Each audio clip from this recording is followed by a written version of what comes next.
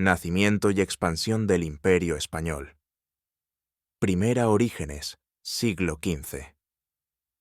El Imperio Español se origina a partir de la unificación de los reinos cristianos de Castilla y Aragón, mediante el matrimonio de los reyes católicos, Isabel I de Castilla y Fernando II de Aragón. En 1492, el mismo año en que finalizó la Reconquista con la toma de Granada, Cristóbal Colón descubrió América para la corona de Castilla. Este acontecimiento marcó el inicio de la era imperial española. La unión de Castilla y Aragón permitió a los reyes católicos proyectar su poder tanto en Europa como en el recién descubierto Nuevo Mundo. Conquista y colonización, siglo XVI. Durante el siglo XVI, bajo los reinados de Carlos I, Carlos V del Sacro Imperio Romano Germánico y Felipe II, España se convirtió en la primera potencia mundial. En América, conquistadores como Hernán Cortés, México y Francisco Pizarro, Perú, derrotaron grandes civilizaciones como los aztecas e incas. En Europa, España dominaba territorios en Italia, los Países Bajos, Alemania y más tarde Portugal y su imperio ultramarino. En Asia, estableció posiciones en Filipinas, llamadas así en honor a Felipe II, y tenía presencia en las rutas comerciales del Pacífico. Se decía que era el imperio donde nunca se ponía el sol, porque tenía posesiones en casi todos los continentes. Estructura y administración del imperio. El Imperio Español fue gobernado por una monarquía autoritaria con estructuras administrativas complejas. Consejo de Indias, organismo que regulaba todo lo relacionado con América. Virreinatos, como el de Nueva España, México y el Perú, gobernados por virreyes designados por el rey. Casa de Contratación de Sevilla, regulaba el comercio y los viajes con América. A pesar de su organización, el sistema era altamente centralizado, y los gobernantes locales tenían que obedecer a una corte distante que desconocía muchas realidades locales, lo cual sembró el descontento en las colonias con el tiempo. Poder militar y económico. Militar España contaba con uno de los ejércitos más poderosos de Europa y una formidable armada naval. Fue protagonista de guerras clave, como las guerras italianas, la Guerra de los 80 años y la lucha contra el Imperio Otomano. El Tercios Españoles era una unidad militar legendaria, considerada invencible durante casi un siglo. Económico. Durante el siglo XVI, el oro y la plata extraídos de América enriquecieron a la corona y financiaron sus guerras. Sevilla y luego Cádiz se convirtieron en los centros comerciales más ricos de Europa. Sin embargo, esta dependencia del oro provocó inflación y una economía desequilibrada. España importaba más de lo que producía. Problemas estructurales del imperio. Economía débil. Falta de industria nacional. La riqueza de América no se invirtió en desarrollo económico interno. Inflación y devaluación de la moneda por la entrada masiva de metales preciosos. Altos impuestos que arruinaron a la población campesina. Administración ineficiente. Corrupción en las colonias y entre los funcionarios de la corte. Lenta toma de decisiones desde Madrid. Desigualdad social extrema entre criollos, indígenas y españoles peninsulares. Descontento en las colonias. Los criollos, españoles nacidos en América, comenzaron a exigir más poder político. Los abusos hacia indígenas, esclavos y mestizos generaron resentimientos. La imposición de ideas europeas y falta de representación llevaron al surgimiento de ideas independentistas. Influencia cultural y religiosa. El Imperio Español expandió el catolicismo por todo el mundo. Fue defensor del cristianismo frente al Islam, Imperio Otomano, y el protestantismo, Reforma. Fundó universidades, iglesias y misiones religiosas en América, Filipinas y África. Promovió el arte y la literatura del Siglo de Oro. Cervantes, Lope de Vega, Velázquez. Inicio del declive, derrota de la Armada Invencible en 1588. Guerra de los 30 años, 1618 a 1648, y Tratado de Westfalia, que restó poder a España en Europa. Independencia de Portugal en 1640. Guerra de Sucesión Española, 1701 a 1714, que puso fin a la dinastía de los Austrias y entregó el trono a los Borbones. Fin del imperio. En el siglo XIX, casi todas las colonias americanas se independizaron entre 1810 y 1825. Las guerras napoleónicas y la invasión francesa debilitaron definitivamente al imperio. En 1898, España perdió Cuba, Puerto Rico y Filipinas en la guerra hispano-estadounidense, marcando el fin oficial del imperio. ¿Qué entendemos por traición en la historia del Imperio Español? Definición jurídica y política de la traición. En términos estrictos, la traición era el acto de deslealtad hacia el rey, quien representaba la soberanía y el poder legítimo.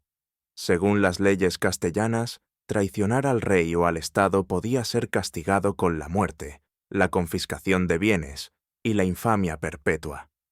En el contexto del imperio, traición significaba rebelarse contra la autoridad del rey, sea en la península o en América. Colaborar con potencias extranjeras enemigas.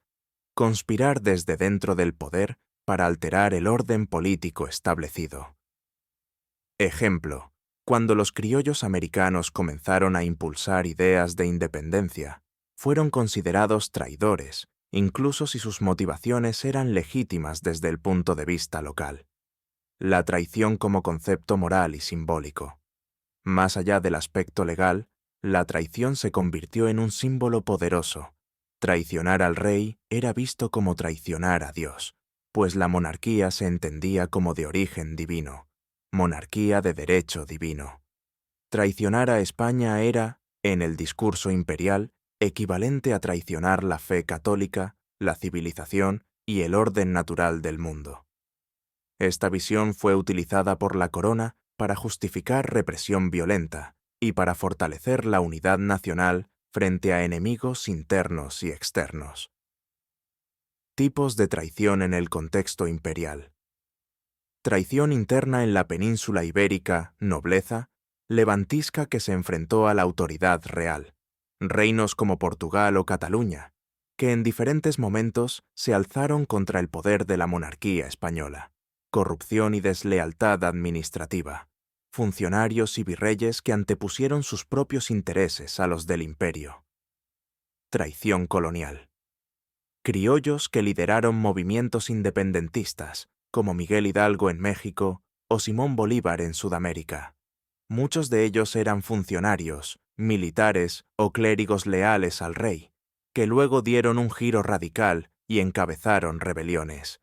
Esto fue visto como una traición desde la perspectiva metropolitana. Para los revolucionarios, la traición no era hacia España, sino hacia un sistema que los oprimía y los excluía. Traición religiosa y cultural. En la España imperial, herejía, apostasía o conversión forzada, especialmente entre judíos y moriscos, también eran vistas como traición al alma de la nación. La Inquisición se encargaba de vigilar la pureza de la fe, considerando la desviación doctrinal como una forma de traición al orden espiritual del imperio. Traición diplomática y militar. Funcionarios o militares que entregaron plazas estratégicas a enemigos, como en Flandes, Italia o América. Espías, desertores o informantes que vendieron secretos a Inglaterra, Francia u Holanda durante guerras clave. La traición como arma política. Muchas veces, el término traidor se usó como un instrumento de propaganda, para desacreditar a enemigos políticos dentro del mismo bando, para unificar al pueblo en torno a la figura del rey, pintando cualquier oposición como enemiga de la patria, para justificar invasiones, conquistas o castigos ejemplares.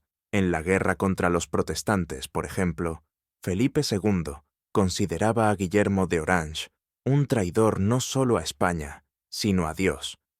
la traición desde la otra perspectiva. Para muchos pueblos colonizados o dominados, la traición era un acto de liberación. El Imperio español los consideraba traidores. Ellos se consideraban héroes o mártires. Lo que para la metrópoli fue traición, para América fue emancipación. La historia oficial de España y la historia oficial de los países hispanoamericanos cuentan dos versiones muy distintas de los mismos hechos. Legado de la traición en la historia del imperio. El mito de la traición ha perdurado como explicación para muchas derrotas. Desde la pérdida de la Armada Invencible hasta la independencia americana, el término traición fue usado para ocultar errores estructurales del propio imperio. La narrativa del traidor interno sirvió como cortina de humo para no asumir problemas de gestión, corrupción, atraso tecnológico y decadencia económica. La traición, en la historia del Imperio español, no fue solo una acción puntual. Fue una categoría política, legal, religiosa y moral con la que se justificaron guerras, castigos, purgas, inquisiciones e incluso genocidios. Su uso estratégico fue tan importante como el propio acto de traicionar. La supuesta traición del duque de Medina Sidonia durante la expedición de la Armada Invencible en 1588 es uno de los episodios más polémicos en la historia del Imperio español, aunque no hay consenso entre los historiadores sobre si fue una verdadera traición o simplemente una combinación de errores, inexperiencia y circunstancias adversas. Este caso ha sido interpretado por muchos como un ejemplo emblemático del fracaso interno en la gestión del imperio. La Armada Invencible.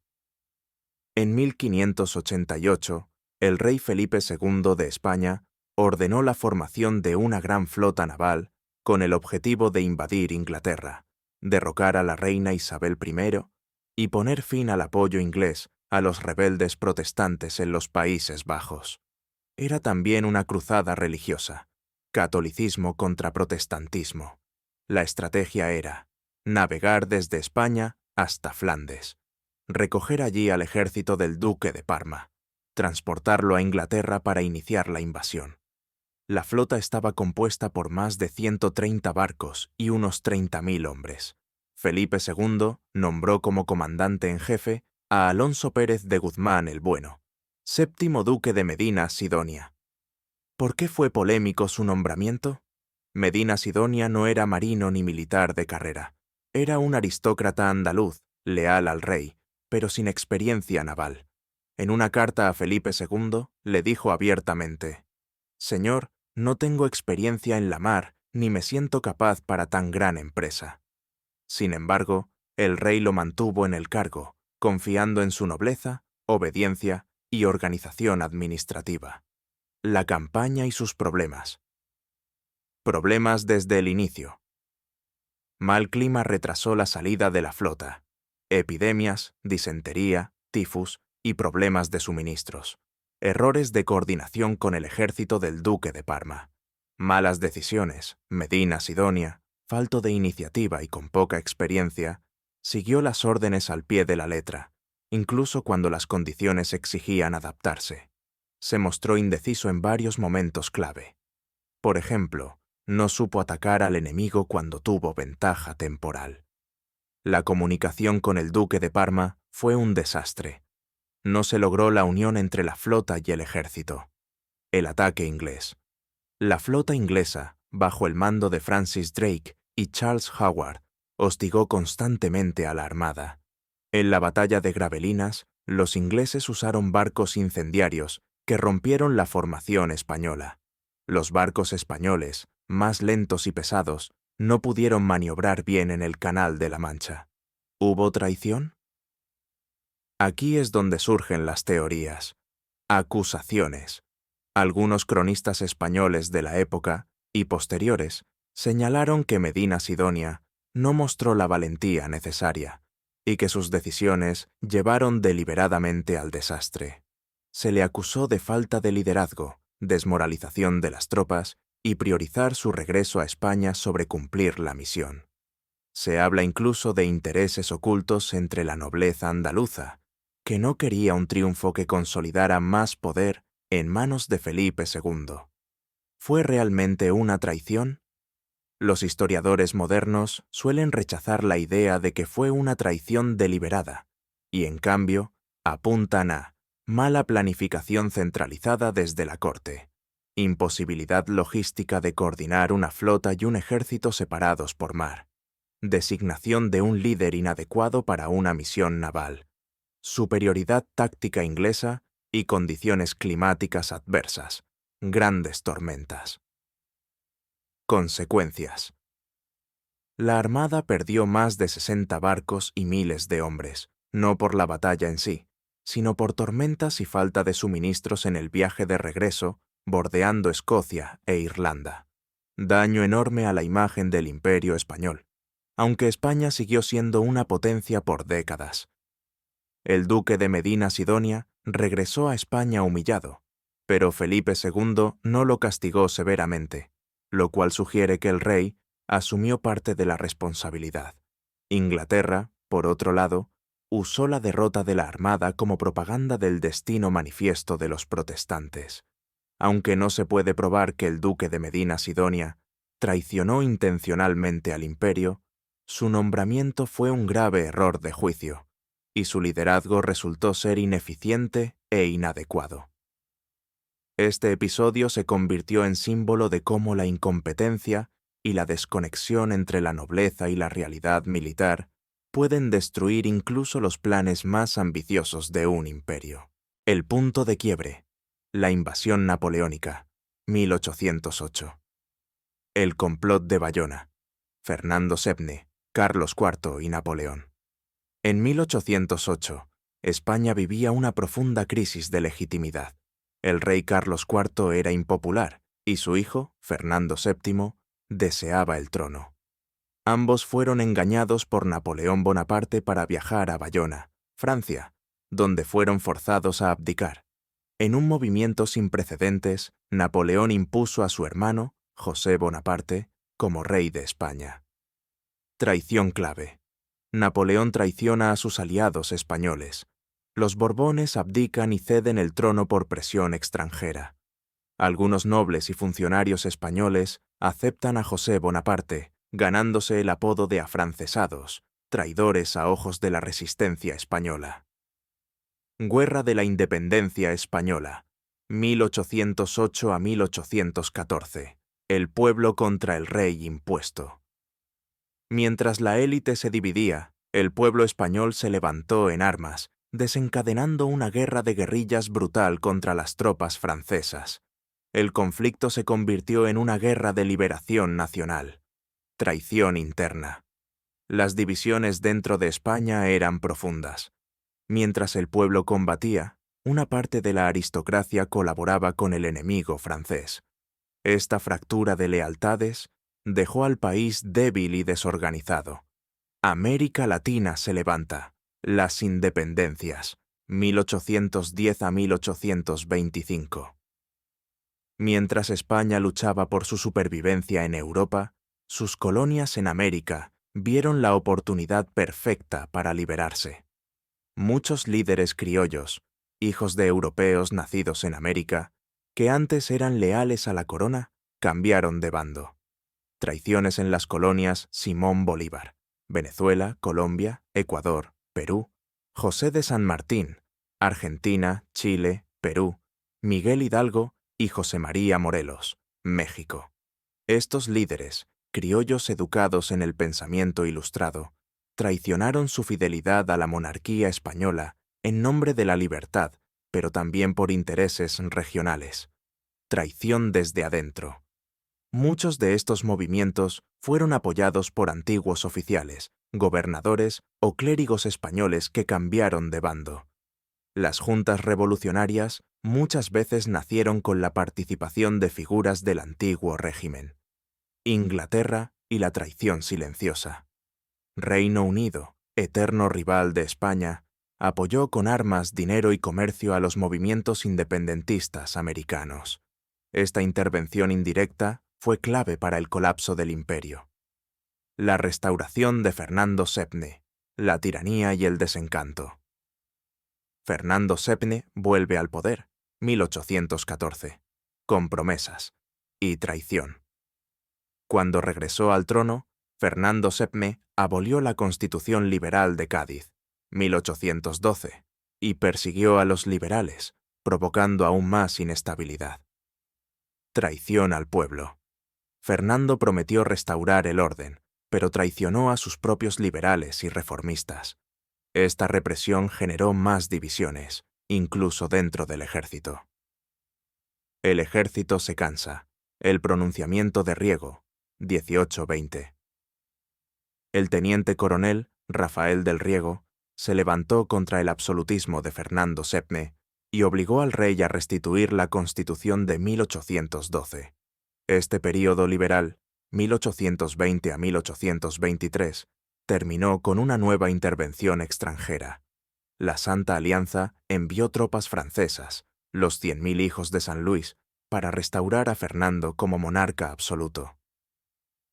Traición militar. El propio ejército, en varios momentos, se volvió contra el rey o contra el sistema. La falta de lealtad institucional fue otro clavo en el ataúd del imperio. La pérdida de las colonias, la gran traición final, Batalla de Ayacucho, 1824. El fin del dominio español en Sudamérica. En Perú, la última gran resistencia española fue derrotada. Oficiales españoles que habían jurado lealtad a la corona desertaron, negociaron o se unieron a los patriotas. Traición final. La rendición de los últimos virreinatos estuvo plagada de traiciones locales. En muchos casos, las tropas locales abandonaron a sus oficiales peninsulares, sellando el fin del imperio. Epílogo. El ocaso definitivo. En 1898, España aún conservaba algunas colonias: Cuba, Puerto Rico, Filipinas y Guam. En 1898, tras la Guerra Hispano-Estadounidense, perdió incluso esos últimos territorios. Traición imperialista moderna. Estados Unidos utilizó el incidente del USS Maine como excusa para intervenir. Aunque no fue una traición interna, fue visto por muchos como la traición de una potencia emergente que aprovechó la decadencia de una antigua. La caída del Imperio español en el siglo XIX fue una tragedia anunciada, marcada por traiciones internas, nobles, militares, reyes y funcionarios, colaboración con el enemigo, afrancesados, criollos independentistas, clérigos que apoyaron revoluciones, deslealtad entre colonias y metrópoli, fracaso del sistema político y militar para mantenerse unido. Resumen. La traición que destruyó el Imperio español no fue un solo acto o persona, sino una serie de factores. Traiciones internas políticas y militares, rebeliones y movimientos independentistas en territorios, influencia y apoyos extranjeros a enemigos españoles, colaboraciones y deslealtades durante crisis como la invasión napoleónica.